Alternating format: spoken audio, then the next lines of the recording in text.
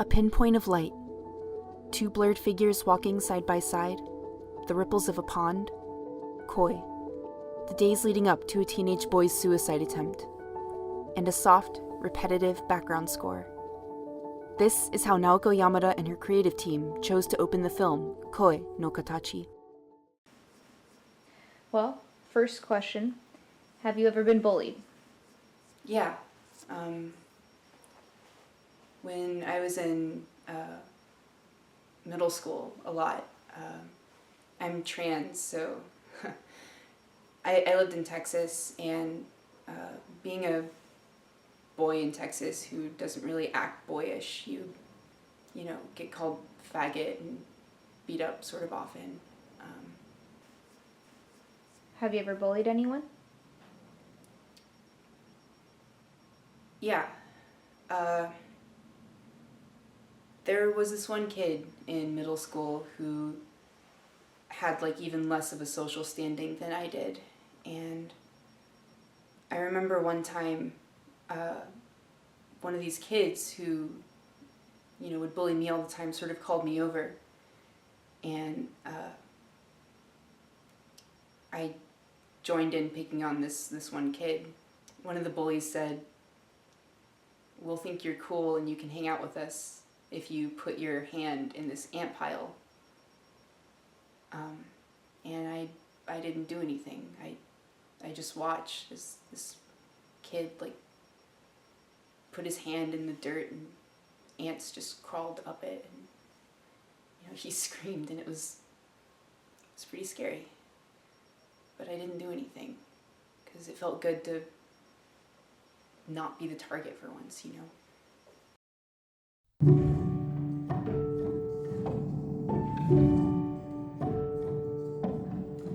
Koi no Katachi is a story about two people deeply hurt by those around them.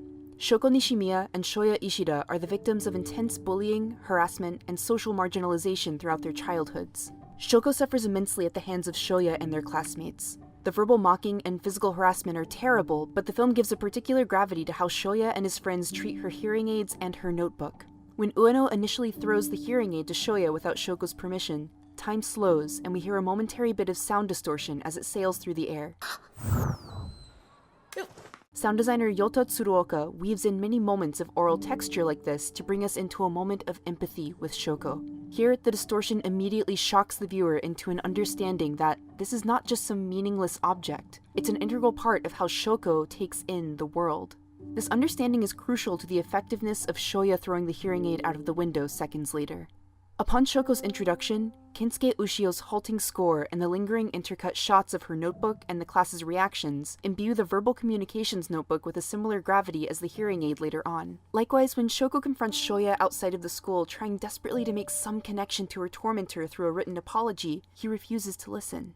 The initial setup of the notebook makes throwing it into the school's fountain that much more affecting and cruel, a point made even more cutting by Shoko's frantic jumping into the water to search for it. These two moments of bullying are given weight not because they're more physically painful than anything else, but because they're destructive to Shoko's ability to interact with those around her. Hearing aids allow her to take in the voices of others, and the notebook, along with sign language, which most of the class was unwilling to learn, allows her to put her voice out into the world. In a film where communication makes up the thematic core of the story, erasing someone's ability to speak or listen is the worst type of violence. And it is this type of violence that is inflicted upon Shoya when the teacher and class turn on him. While the bullying of Shoko was a more or less sanctioned practice that everyone either joined in on or turned a blind eye to, once it became a problem for the school administration, Shoya, Shoko's most visible bully, became an easy scapegoat. While I in no way mean to defend any type of harassment or bullying, it's also paramount to remember that Shoya was in elementary school and was under the impression that tormenting Shoko was a largely accepted activity by everyone around him. Having myself been on both sides of bullying around that age, I know how easy it is to get caught up in saving one's own social standing to the detriment of empathy for others. What days before was something he and his friends would bond over suddenly became an unforgivable action that branded him untouchable. Shoya was used to effortlessly maneuvering through the world, and this sudden stigmatization, which follows him through middle school thanks to Shimada's rumor-mongering, cuts off his means of communicating with those around him. The damage this does to his sense of self-worth is apparent when one contrasts the carefree, open movements of young Shoya with the closed-off, hunched posture of his high school counterpart. Perhaps the most effective depiction of this tectonic shift in the class's treatment of Shoya occurs through juxtaposition. We, as the audience, are centered squarely behind Shoya's point of view. It makes sense then that a montage of he and his friends bullying Shoko would be set to a jaunty piano melody. After his scapegoating, a mirrored version of this montage occurs wherein Shoya is the one on the receiving end of the harassment, but the music is changed to a more somber track. This is a movie that builds meaning through such juxtapositions. The opening scene establishes a tension between the heaviness of a suicide attempt and the bright, joyful depiction of summer fireworks. Throughout the film, the intensity and darkness of the subject matter is counterbalanced by the bright and lovely scenery in which the action takes place. The film is a miracle of mutual pressures. It is this dichotomy of aesthetics and action that make one scene early on stand out. Shoya walks in on Shoko washing cruel graffiti off of his desk, but he doesn't understand her intent. Furious, he grabs her by the wrist, asking what sort of gross thing she was doing to his desk. She smiles, which only makes him angrier, and then a full-on fight breaks out. Matched to an intimate, beautiful piano melody and a warm, almost inviting color palette, Shoko's desperate struggling and cries of and Shoya's inability or unwillingness to listen are given particular emotional depth.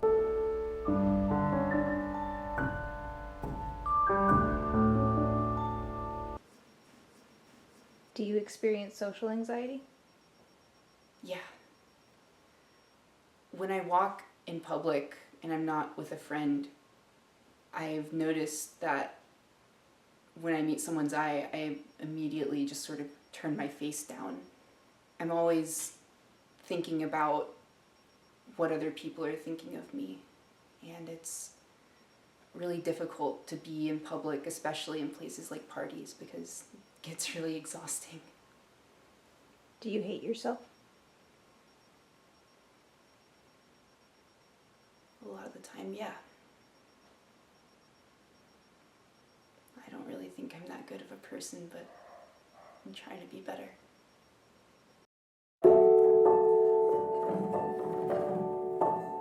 Koe no Katachi is a story about two people who truly hate themselves and the ways that keeps them from understanding other people. In the wake of the abuse they have faced, Shoya and Shoko's senses of self-worth are irreparably damaged.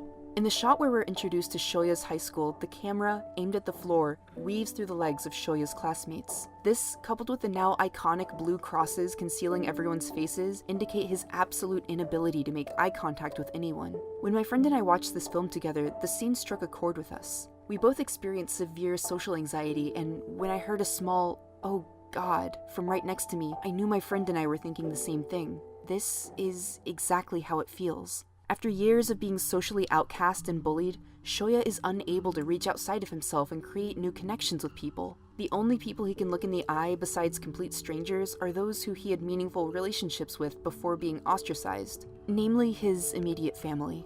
The morning after he nearly tried to kill himself, Shoya's mother asks him, なんで死のうとしたの?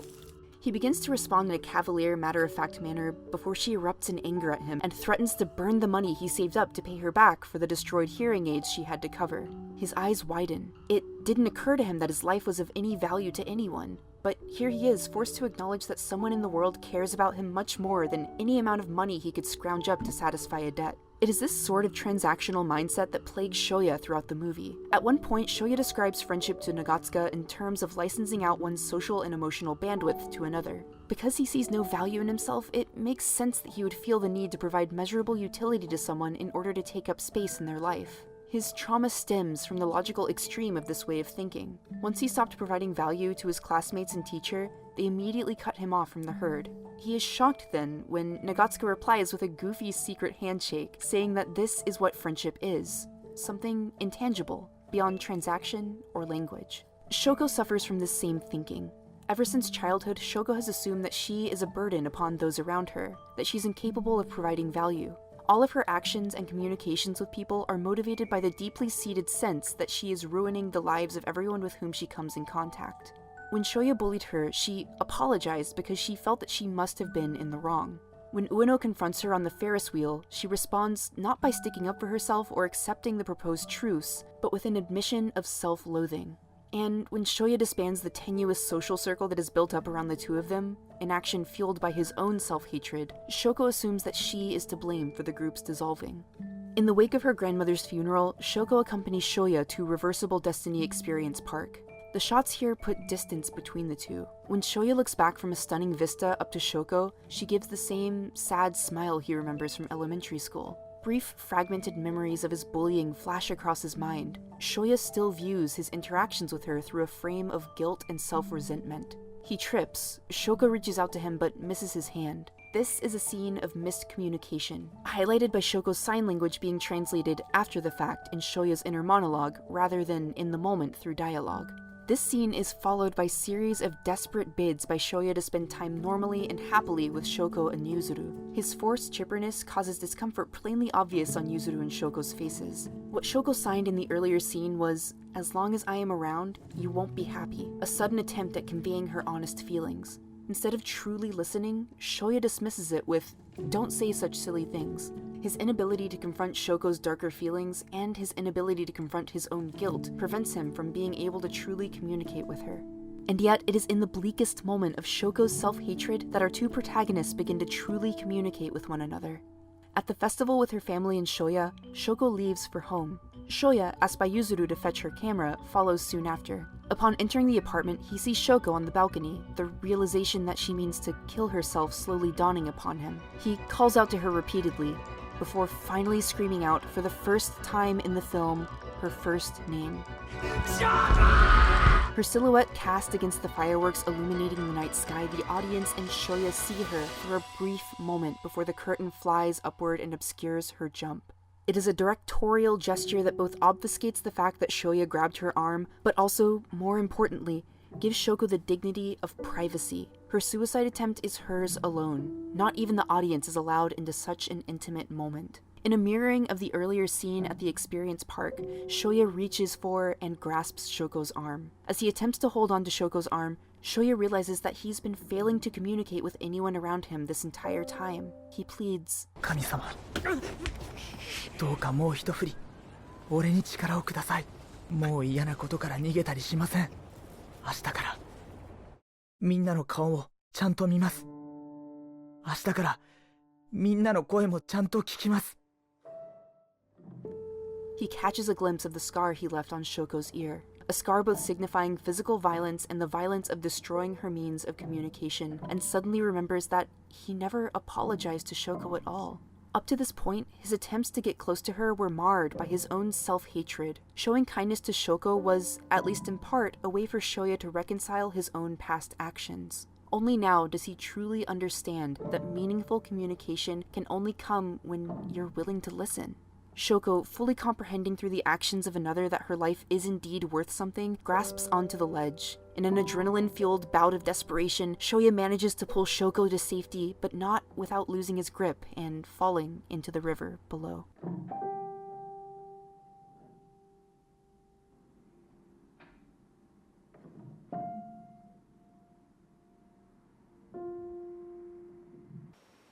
Why is it so hard for people to understand one another? I think a lot of us are really hurt. You know, I think a lot of us have gone through really bad things, and that makes it harder to look outside of ourselves because we're looking into the parts of us that are broken. But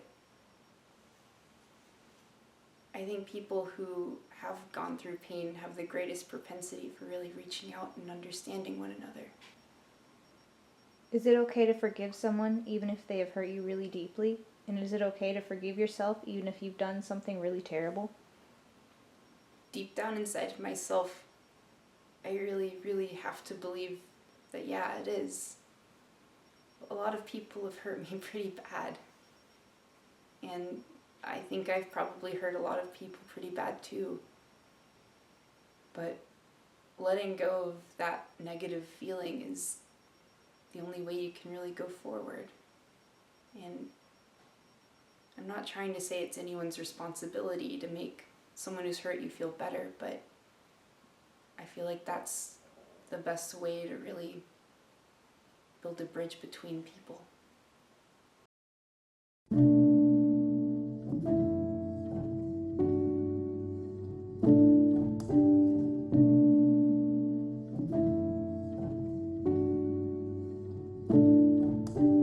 Koe no Katachi is the story of two profoundly broken people learning to heal and build connections to others again.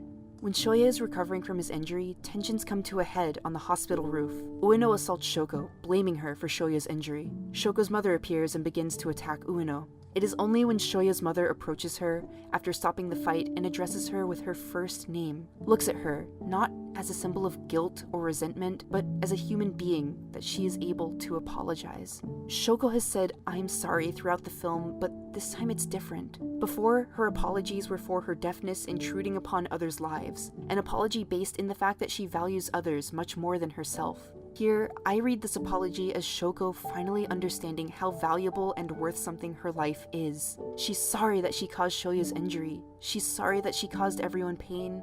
She's sorry, finally, that she didn't realize how important she herself was. As Shoya recovers, Shoko gathers the friends that were scattered, begins to fix what was broken. Before, she was unable to forge connections with people that weren't somehow facilitated by either Yuzuru or Shoya, but now she's able to reach out herself. Nagatsuka, Kawaii, Mashiba, Sahara, even Ueno. With a newfound resolve, Shoko puts the group back together again. Sometime later, our two protagonists wake with a start from a dream. Shoko in her bed and Shoya in his hospital room. They converge in an almost subconscious state upon the bridge where they have been feeding koi, the site of their initial communication. In a mirror of their first high school meeting, Shoya's presence is announced through vibrations in a handrail. This is when the two truly begin to listen to one another. When Shoko once again says that everything would be better if she just disappeared, Shoya doesn't dismiss this thought. Instead, he responds by saying that he has felt this way too. He takes in her experiences, her pain, and reciprocates with his own. On this bridge, moonlight dancing silently upon the water below, the two learn to talk, learn to listen. With her help, Shoya wants to live. He places her hands into the sign for friendship, which Shoko follows with the sign for promise. It is the day of the school festival and Shoya's first day back at school after his hospital stay. Despite Shoko's comforting presence, he's overwhelmed by the people around him, retreating to the habitual sanctuary of the bathroom. It is here that Nagatsuka finds him. The last time he saw any of his friends besides the Nishimiya family was that day on the bridge. After pushing everyone away, it's impossible for him to look even Nagatsuka in the face at first. Slowly, though, he's able to look upward. Face by face, Nagatsuka, Kawaii, Mashiba, Sahara, Ueno. He opens himself up to the world a bit more. With his friends returned to him, Shoya's posture is notably more open. He stands up taller, he smiles. The group walks through the festival, and as he takes in the faces and voices of everyone around him, the crosses fall, like paper cranes, to the ground.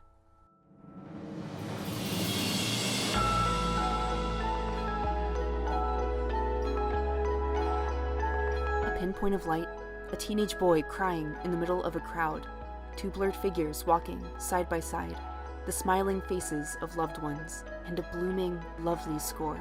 This is how Naoko Yamada and her creative team chose to end the film, Koe no Katachi.